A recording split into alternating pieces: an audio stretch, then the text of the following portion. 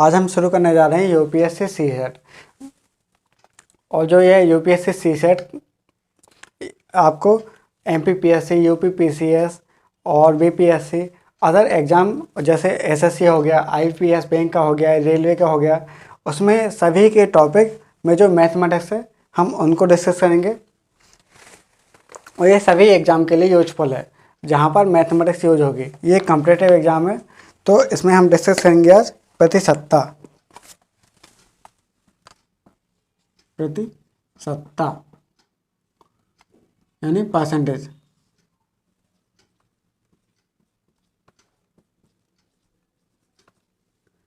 Percentage तो ये percentage होती है, हम इसको डिस्कस करेंगे कि परसेंटेज क्या होती है, इसके क्वेश्चन कैसे होते हैं। और प्लीज़ आप इस वीडियो को ज़्यादा से ज़्यादा लाइक, शेयर और सब्सक्राइब करिए ताकि ये सभी वीडियो तक पहुंच जाए। जो यूपीएससी का सीसेट और एमपीपीएससी या फिर एसएससी, रेलवे, कोई भी कंपटीशन एग्जाम की तैयारी कर रहे हों और जिसमें मैथमेटिक्स यूजफुल है, तो आइए हम शुरू करते हैं प्रतिशतता।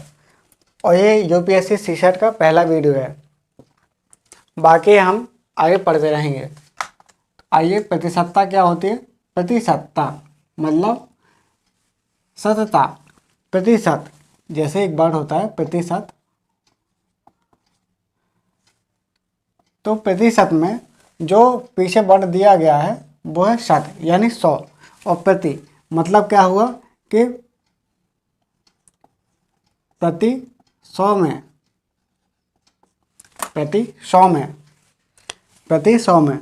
और ये 1000 में भी हो सकता है, ये 1000 में भी हो सकता है, 10,000 में भी हो सकता है। तो हम क्या बोलेंगे, प्रति 1000। अगर मान लो 1000 है तो उसे हम बोल देंगे प्रति 1000, और 10,000 है तो प्रति 10,000। लेकिन अभी हम पढ़ रहे हैं प्रतिशत यानी प्रति 100 में। जैसे मान लो आ गया 100 का 10% यानी परसेंटेज। इसका मतलब क्या हुआ, प्रति 100 में 10। जैसे अगर मान लो 2300 है, 2300 रुपये हैं, तो 2300 रुपये का 10%। इसका अर्थ क्या हुआ, इसका अर्थ यह हुआ कि 2300 का 10%, 2300 का 10% यानी प्रतिशत। प्रतिशत मतलब प्रति 100 में 10%। तो 2300 का 10% कितना हुआ, तो हम क्या करेंगे, 2300 गुणा 10। अब चूंकि प्रतिशत 100 में होता है तो हम 100 का भाग कर देंगे, तो ये कैंसिल हो जाएंगे। तो क्या होगा, 230।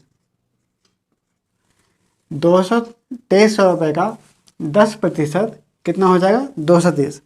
तो आइए हम इनके कुछ प्रकार देख लेते हैं।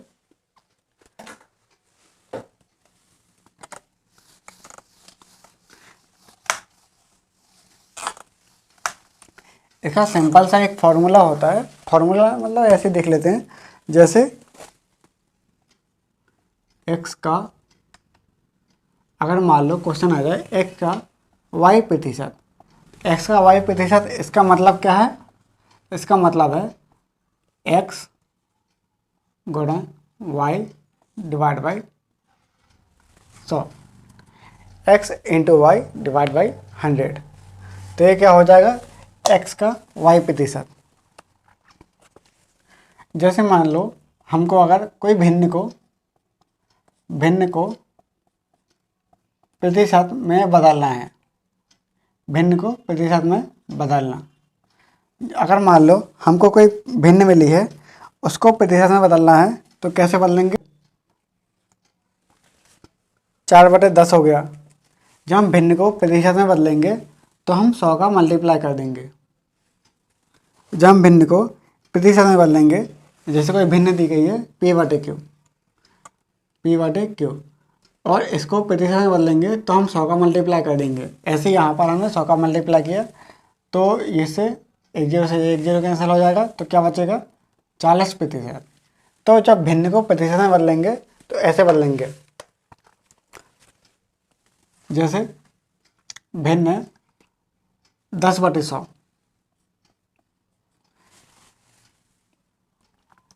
या फिर 1/10, 1/10।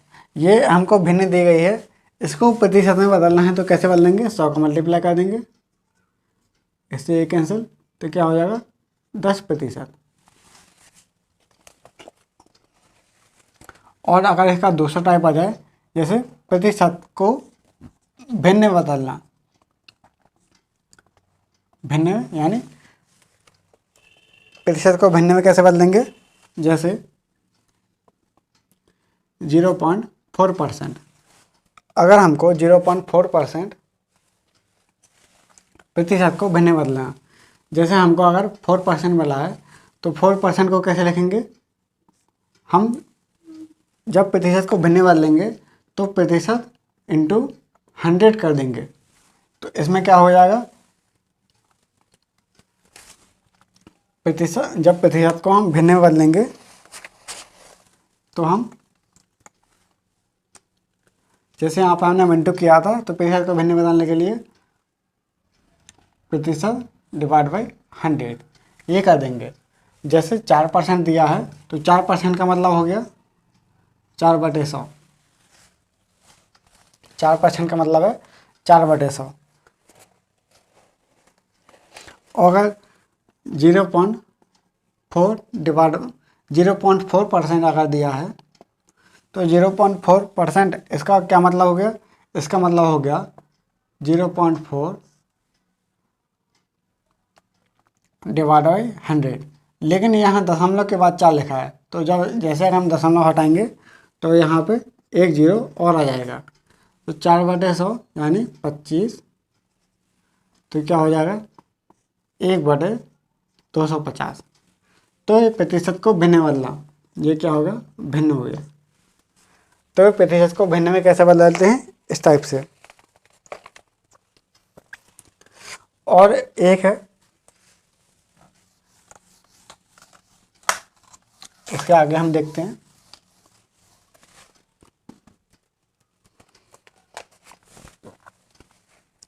जैसे मान लो कोई क्वेश्चन आ गया,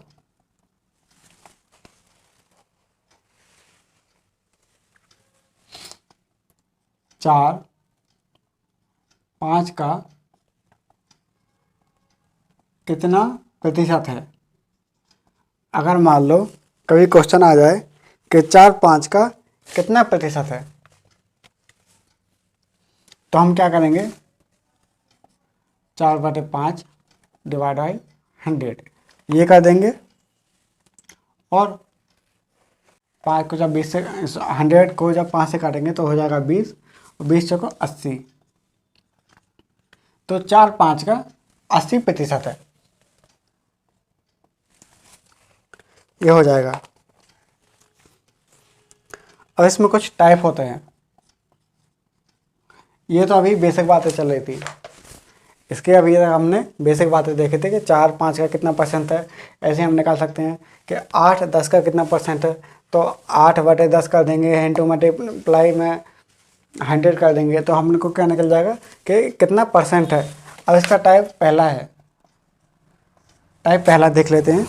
जो पहला है, जैसे अगर बोला जाए कि मान लो x को सब्जेक्ट में फेल हो गया और y को सब्जेक्ट में पास हो गया और z भी किसी सब्जेक्ट में फेल हो गया, तो अगर इसमें क्वेश्चन पूछा जाए कि दोनों सब्जेक्ट में कितने लोग फेल हो गए हैं या कितने लोग पास हो गए हैं, तो इन टाइप के क्वेश्चन को हम सॉल्व करेंगे।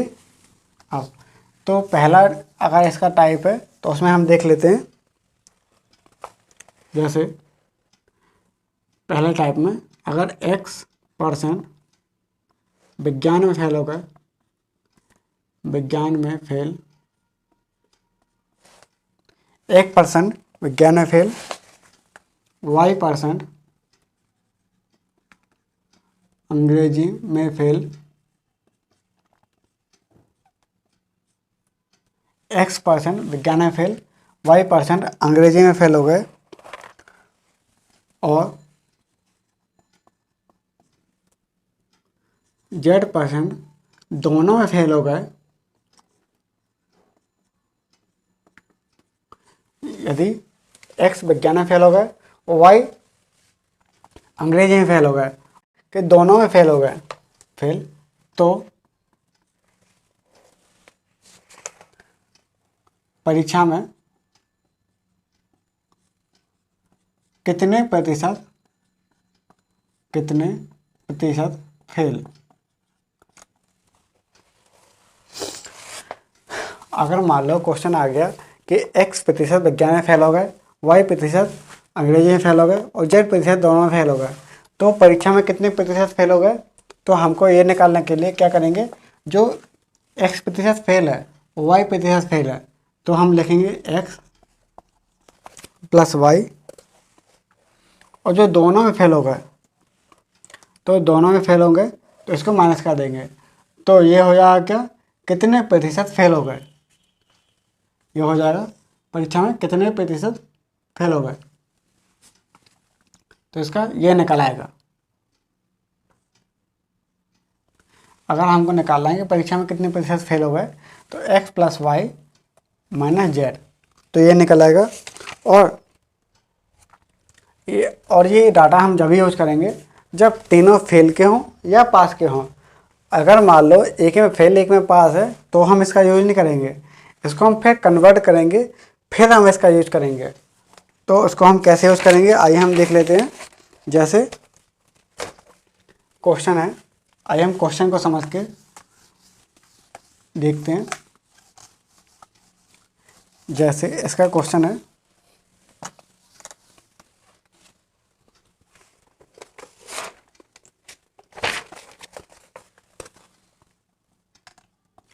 क्वेश्चन लिख लीजिए। क्वेश्चन बोल दे रहे, किसी परीक्षा में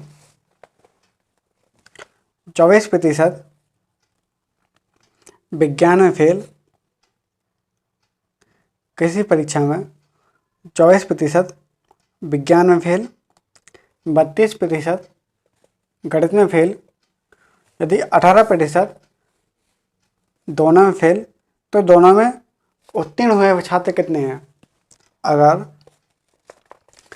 24% गणित में फेल हो गए, 32% अंग्रेजी में फेल हो गए, यदि 18% दोनों में फेल हो गए, तो इसमें कितने दोनों में पास होने का उत्तीर्ण क्या है, उत्तीर्ण में कितने लोग पास हो चुके हैं, कितने प्रतिशत। तो हम बोल देख लेते हैं। जैसे यहाँ पर लिखते हैं, किसी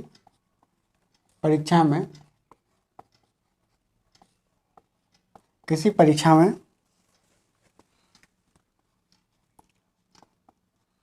विज्ञान में फेल, कितने हैं, 32%।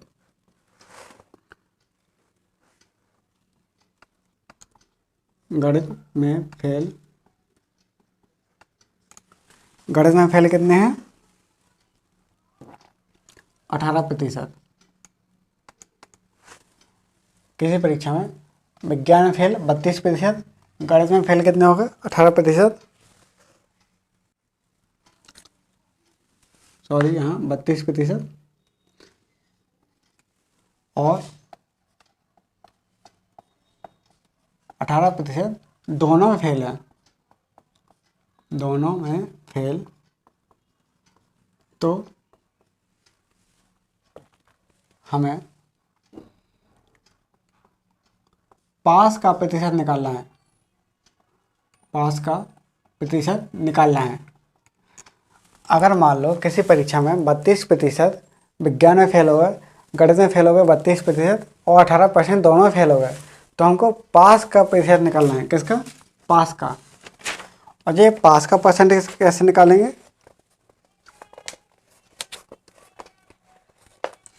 तो इसको निकालने के लिए जो पहले हमने फॉर्मूला बताया था, पहले फॉर्मूला क्या था, पहले फॉर्मूला ये था कि अगर किसी परीक्षा में x% किसी सब्जेक्ट में फेल हो गया, y% किसी सब्जेक्ट में फेल हो गए, और x और z% किसी और z% दोनों परीक्षा में फेल हो गए, तो फेल होने का प्रतिशत निकल रहा था कि उसमें क्या है, डाटा एक जैसे थे। यहाँ पर भी डाटा एक जैसे हैं, लेकिन जो पास का प्रतिशत निकालना है, और जबकि हमको फेल का दिया है, तो हम इसको कैसे निकालेंगे, पहले हम फेल का निकालेंगे, कितने लोग फेल हो गए, तो फेल का प्रतिशत कैसे निकालेंगे, 32 विज्ञान में फेल 32, यहाँ पर सुधार लेंगे 24 कर लेंगे, या फिर कोई भी नंबर ले लो। विज्ञान में फेल कितने हैं 24 और गणित में फेल कितने हैं 32। तो विज्ञान में फेल, गणित में फेल और 18% दोनों में फेल। तो 24 x क्या हो जाएगा 24, y क्या हो जाएगा 32 और z हो जाएगा 18%। तो 24 + 32 - 18, तो ये क्या हो जाएगा फेल का प्रतिशत, फेल का प्रतिशत। तो ये फेल का प्रतिशत है। तो 24 और 32 -18, तो 24 और 32 -18, तो 4 2 6 और 3 2 5 -18। जब हम इसको माइनस करेंगे तो यहाँ पे हो जाएगा 8 और 4 में से 1 गए 3, 38। ये 38% क्या आया कि फेल का प्रतिशत आ गया। लेकिन हमको निकालना क्या था, ये पास का प्रतिशत।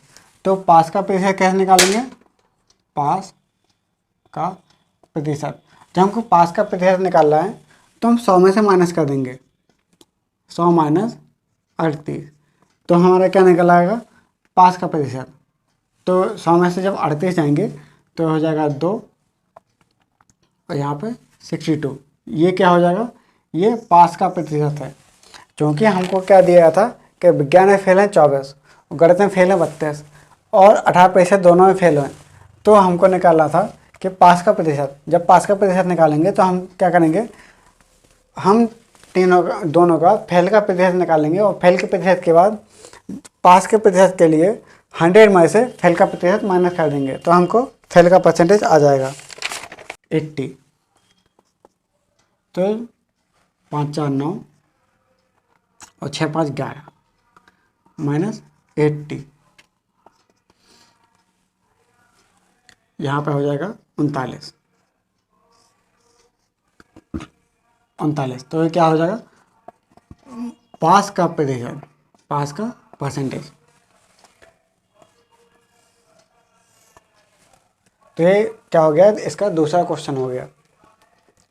अगर मान लो हम इसका अगला क्वेश्चन सॉल्व करते हैं।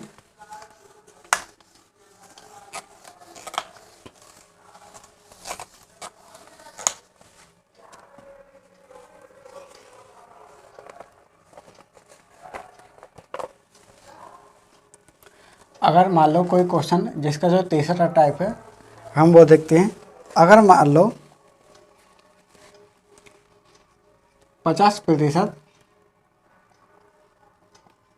गणित में पास,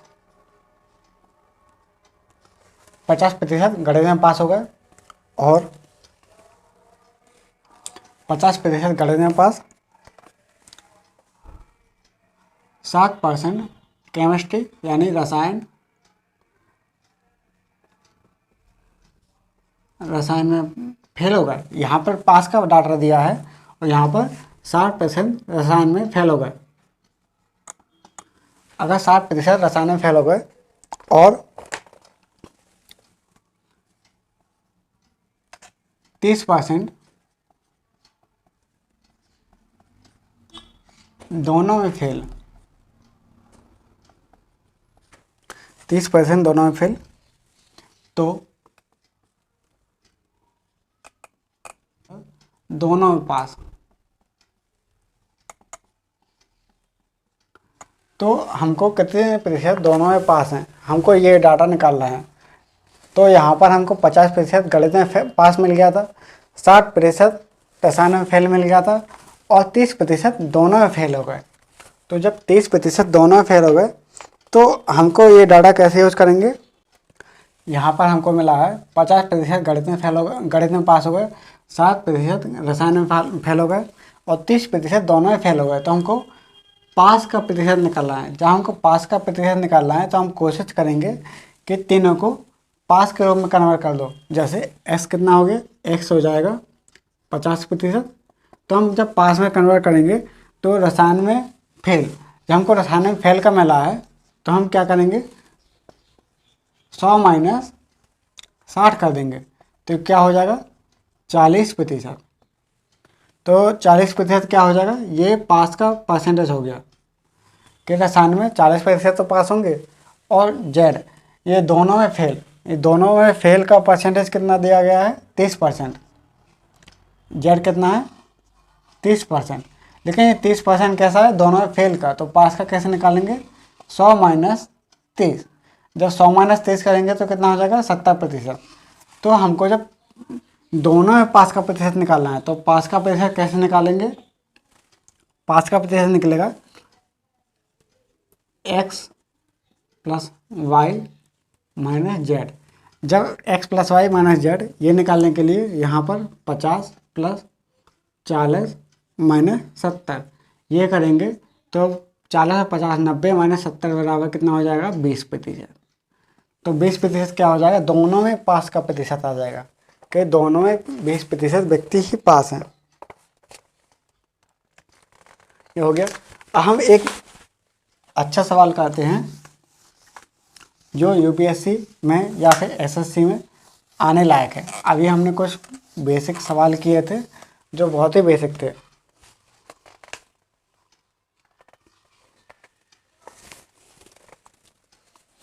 जैसे क्वेश्चन क्या है, क्वेश्चन है किसी स्कूल में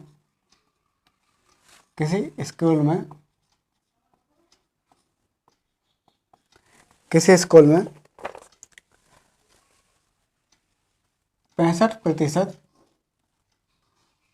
ए खेल खेलते हैं,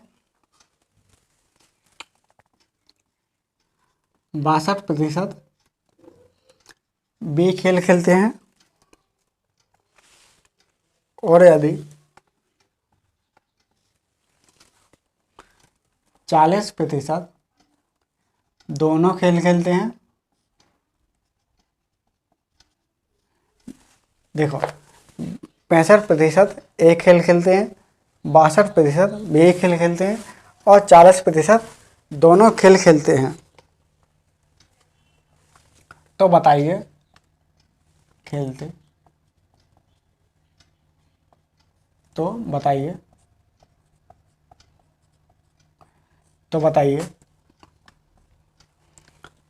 कि ऐसे कितने व्यक्ति हैं जो कोई भी खेल नहीं खेलते, जो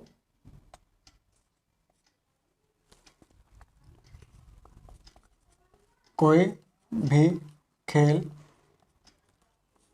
नहीं खेलते।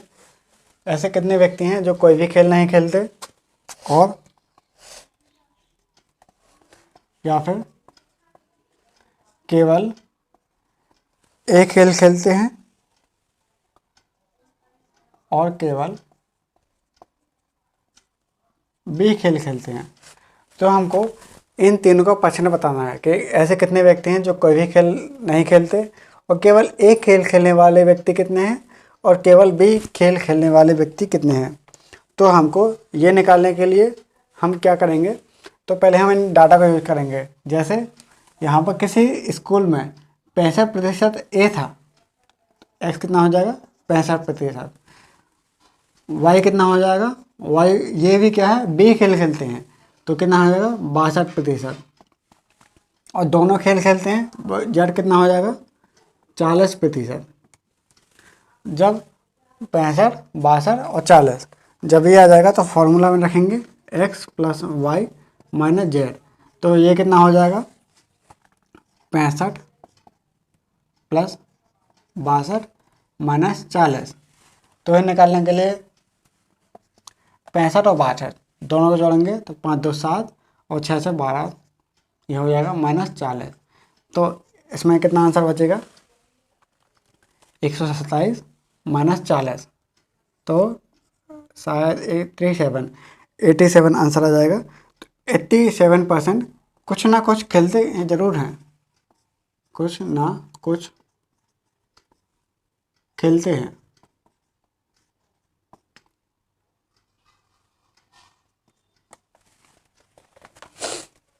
मतलब 87% कुछ ना कुछ जरूर खेलते हैं। तो हमको क्या सॉल्व करना था कि कितने प्रतिशत कोई भी खेल नहीं खेलता है, मतलब 87% कुछ ना कुछ खेलते हैं। तो जो पहला क्वेश्चन सॉल्व करेंगे तो कितने प्रतिशत कोई भी खेल नहीं खेलता। जब कोई भी खेल नहीं खेलता इसके लिए हम निकालेंगे तो ये क्या आ जाएगा 100 माइनस 87। 100 माइनस 87 ये कितना हो जाए 13%, यानी 13%। ये क्या हो जाए कोई भी खेल नहीं खेलते, कोई भी खेल नहीं खेलते। 100 माइनस 87 यह क्या हो जाएगा 13%, मतलब कोई भी खेल नहीं खेलते। और केवल एक खेल खेलते हैं, उसको हम कैसे निकालेंगे।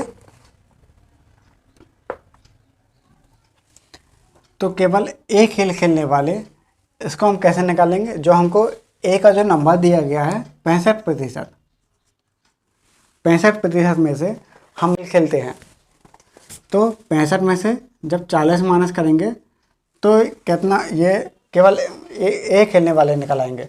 तो 65 माइनस 40 ये हो जाएगा कितना 25%। ये 25% क्या आया 25% केवल एक खेल खेलने वालों का प्रतिशत, और केवल एक खेल खेलने वालों का प्रतिशत। और हमको जब केवल बी का प्रतिशत निकालना है तो इसका भी ऐसे निकालेंगे 62%। 62 में से 40 माइनस कर देंगे तो कितना हो जाएगा 22%। तो केवल बी खेल खेलने वालों का प्रतिशत, केवल बी खेल खेलने वालों का प्रतिशत। तो ये क्या हो जाएगा, ये तीसरा क्वेश्चन हो जाएगा।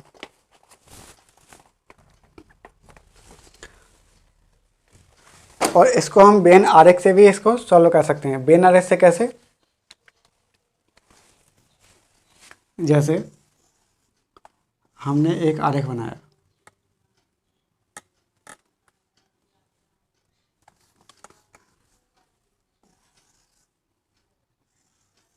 हाँ ये बेन आरेख में लिया। अब चूंकि किसी स्कूल में 65% ए और 62% बी, तो इनका परसेंट क्या हो, ये क्या होगा ए और ये हो गया बी, ए और बी। और दोनों खेल खेलते हैं तो ये वाला क्या हो जाएगा ए प्लस बी, दोनों खेल खेलते हैं। अब 40% दोनों खेल खेलते हैं तो हम 40 यहाँ कर देंगे, 40% दोनों खेल खेलते हैं। अब चूँकि ये ए कितना खेलते हैं 65%, तो 40 में हम कितने जोड़ेंगे ये 65 हो जाए, तो ये कितना होते हैं 25। और 40 में हम कितने जोड़ेंगे कि अपना बी वाला हो जाए, तो ये बी यानी 62। तो 62, तो 40 में जब हम 22 जोड़ेंगे तो हमारा कितना हो जाएगा 62। तो जब क्वेश्चन सॉल्व करते हैं तो कितने कोई भी खेल नहीं खेलते, जैसे केवल एक खेल खेलने वाले, तो केवल एक खेल खेलने वाले कितने हो जाएंगे यहाँ पर 25%। और केवल बी खेल खेलने वाले ये कितने हो जाएंगे 62%। तो इस तरह हमारा ये क्वेश्चन सॉल्व हो जाएगा। बाकी इसका जो अगला टाइप है हम इसको कल करेंगे। आज के लिए इतना ही, धन्यवाद। और प्लीज़ आप इस वीडियो को ज़्यादा से ज़्यादा लाइक, शेयर और सब्सक्राइब करिए। ये वीडियो बहुत ही हेल्पफुल रहेगा सीसेट के लिए, क्योंकि कोई भी सिविल सर्विस की तैयारी करोगे तो उसमें प्रीलिम्स एग्ज़ाम में 2 पेपर होते हैं, जीएस का पेपर होता है और दूसरा पेपर सीसेट का होता है।